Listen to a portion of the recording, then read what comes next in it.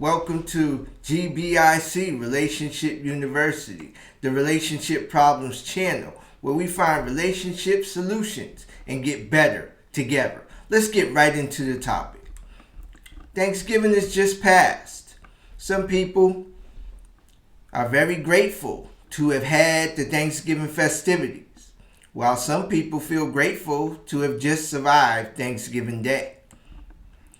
There are also some people who are very saddened. They're in a very saddened mood, as this holiday brings up residue of loved ones who have passed on. And the holiday is just not the same without them.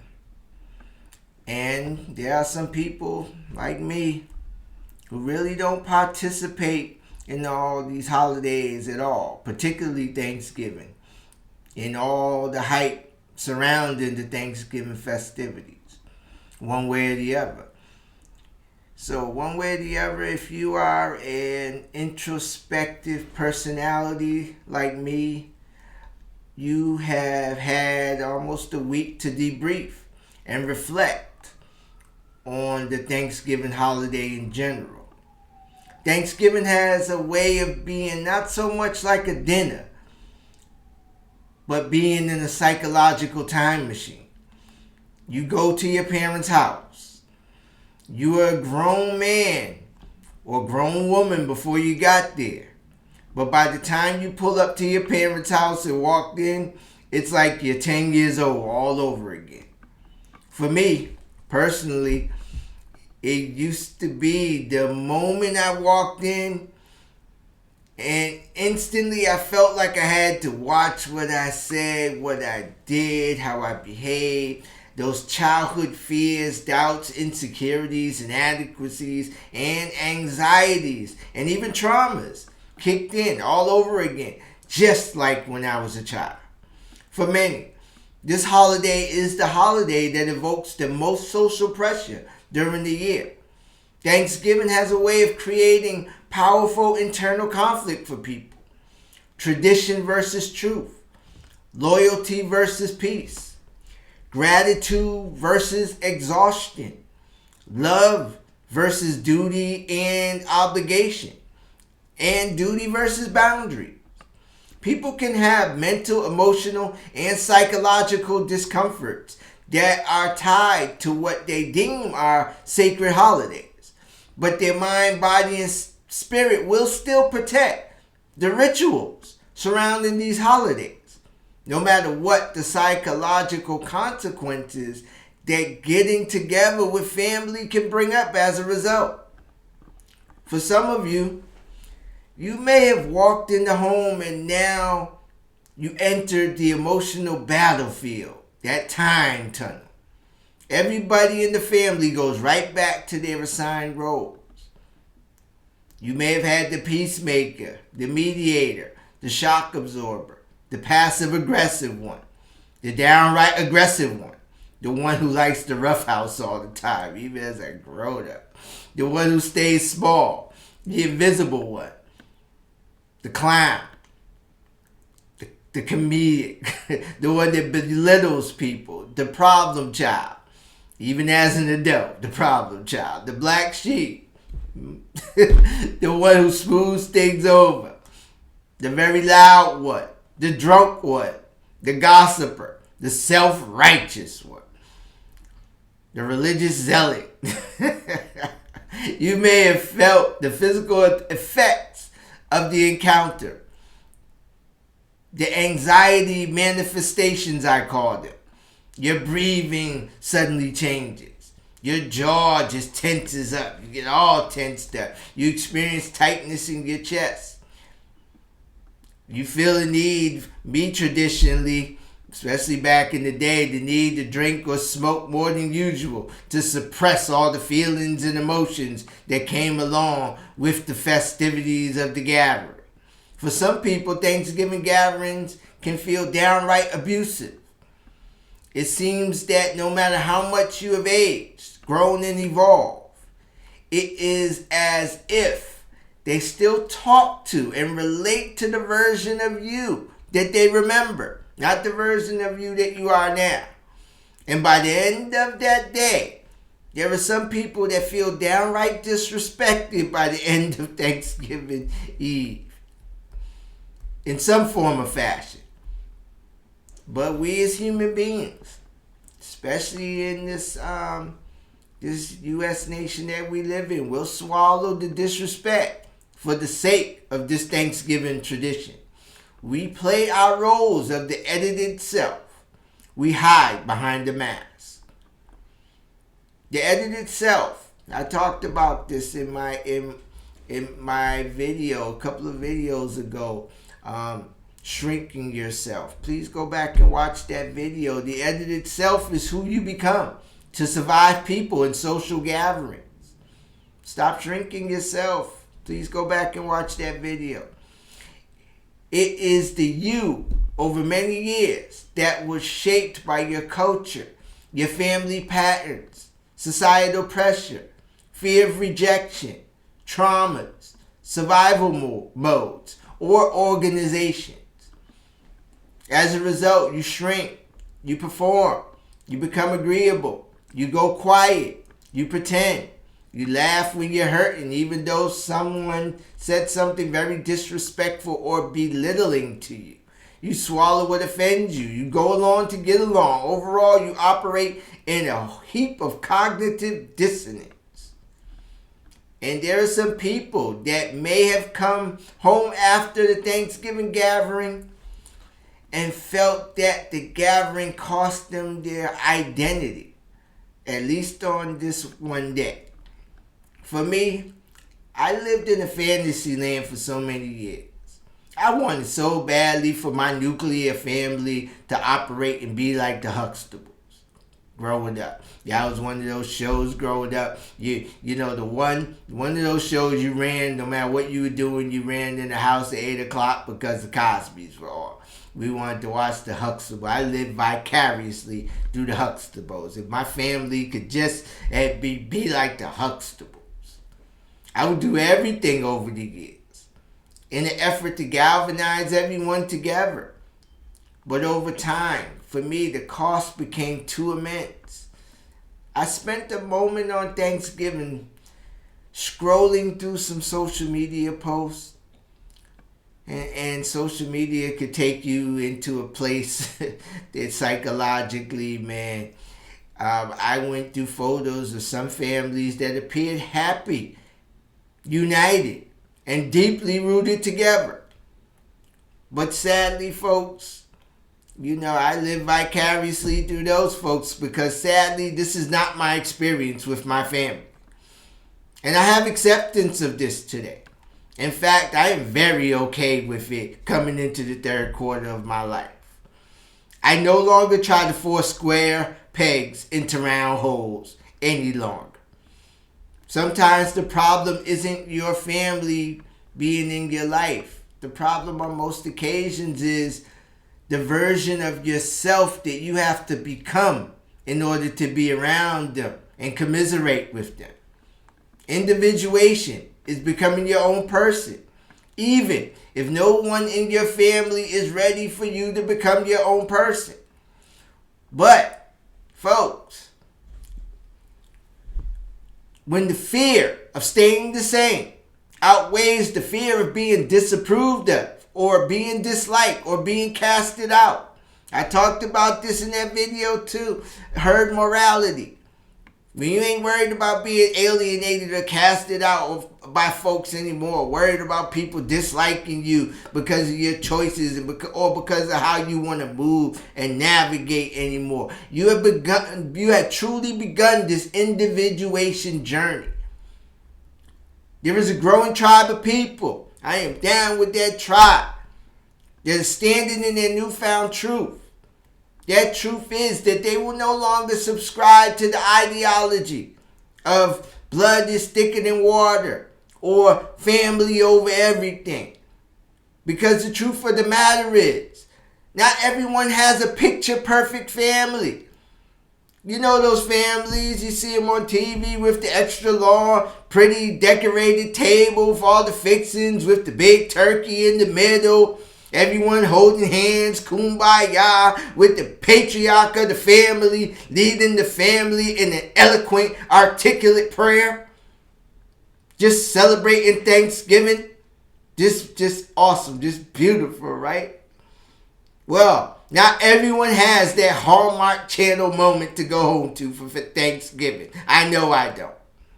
For many of us, our families are riddled with toxicity, drama, chaos, burdens, and insanity. Some come from downright abusive home environments.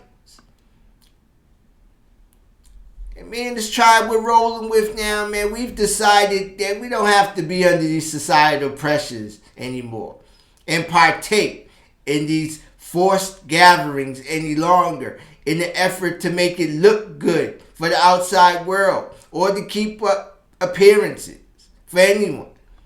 I decided that if my family is not going to operate in a healthy family, that consists of cohesion, effective community, love, and solidarity, on the other 364 days, I will not front for anybody or keep up appearances just for that one day any longer. I had a mentor in my life who would always say, you can pick your nose, G, but you can't pick your family. I really always thought that was a stupid ass saying. I hate that saying. But I get it. We can't choose who we are related to by blood. But we can choose our current tribe. We can choose our support system. We can choose the people in our lives that are healthy for us to be around. That, unfortunately, is not my nuclear family. I had to finally, in this year, I talk about this year, 2025, the year of the enlightenment, the year of alignment. It's the year of awakening, the bestest year of my life. I had to come to acceptance and make a concerted effort to protect my peace. I spent many years trying to foster a healthy relationship with my nuclear family members. One thing that I understand more than ever at this season of my life is that you cannot take people where they do not want to go. I understood this for real, as I went through my divorce. You can't take nobody where they don't want to go. Can't fit square pegs in round holes. If it's not working, if you all on the line, you all are on the same page. Excuse the religious expression. If you are just aren't equally yoked, then we gotta do something. Maybe it's just time to call it irreconcilable differences, whether that's with friends, whether that's with family, or whether that's with romantic partners. Maybe it's time to just throw the irreconcilable differences card down and call it a wrap. It is impossible to have healthy relations with people who just do not want it. Sometimes what hurts isn't what happened to us over the many years. It is the things we wish had happened, but sadly just did not happen. My family just could not come to the level of collective emotional maturity for us to thrive together in a healthy manner. But it wasn't from a lack of me trying to incorporate these spiritual principles in our daily living. I waved the white flag of surrender. I had to have that white flag. That white flag, I got it somewhere around here. I don't have it on my desk today. I'm doing some maneuvering, but the white flag of surrender. So for the rest of my days, I've decided to lean into the new people that the Most High God is placing into my life. People in which we are treating each other with love, honor, dignity, and respect. People in which we are operating like-minded. People in which we are continuing to learn, grow, and evolve as human beings. And for us people, we're being very honest, transparent, candid, and revealing if people ask us. I won't give unsolicited information. Most of the time people ask me if I want to go somewhere and they invite me, so I'll just respectfully decline. But if you press me as to why why am I not celebrating this holiday, then I will give you I'll give you why I choose not to partake in the Thanksgiving festivities anymore and we just staying in our peaceful environment. And then we'll hear the things that people say. People will say things like, well, you should just be grateful you got a family to be with. Or, that's just how they are. Or, you're just being so sensitive. Or, why you gotta make things so awkward? Or, it's only one day. Can't you just swallow your pride for this one day? Or, family is everything. Why do you have to be so intense? Or all that stuff is just in your head. The gaslighting. And every year, I still go through this every year. Because I still have to fight the natural defaults that have been conditioned over the years in my head. I still have to fight those defaults and hit the override button. Because every year, right before Thanksgiving, I'll have a moment. I would think to myself, maybe it's just me. Or maybe I've been overreacting. Or maybe things wasn't really that bad over the years. Or the biggie, maybe things will be different this year. Then, after I play the whole tape, and I play the highlight reels of all the toxicity, drama, chaos, burdens, and utter insanity over the years that I've gone through with my family, including the stuff that triggers me, that triggered my own insanity. I always talk about my stuff too. I snap back into reality. Those are not phrases of love and concern that people are speaking. Those are phrases of social pressure, emotional blackmail, and downright coercion. Straight out gaslighting. If you weren't crazy and anxiety ridden before you went to the event, to the Thanksgiving gathering, and you left exhausted, irritable, numb, heavy, and generally just all out triggered, then it wasn't all up here in your head. Love shouldn't require us to occupy places and spaces that drain our energy and take our peace any longer. Our spaces and places we should not have to deal with, where we don't feel safe any longer. When you reach the pinnacle of your individuation journey, your soul just simply gets real tired of being edited. You're not going along to get along anymore. Eventually you realize peace is more important than trying to please people and keep up appearances. Peace is more important than seeking the approval of others. Your healing, growth, and evolution will make people downright uncomfortable. And your boundaries will offend people who benefited always from your silence and compliance. So, if you felt in your gut that Thanksgiving costed you your newfound identity this year, it's Gucci. It's okay. It's all cool. You don't owe Thanksgiving a repeat performance next year. Maybe this holiday just gave you some food for thought surrounding your quest for consistent peace at this season of your life. Choosing peace isn't hatred towards anyone. Having boundaries isn't punishment towards anyone. And requesting your safe space isn't abandoning other people. This video today isn't about abandoning family. I'm not talking about just cutting family off altogether and not talking to nobody at all costs. If you could do everything you can to repair relationships, I'm all about repairing relationships. I do everything to leave no stone unturned to repair relationships.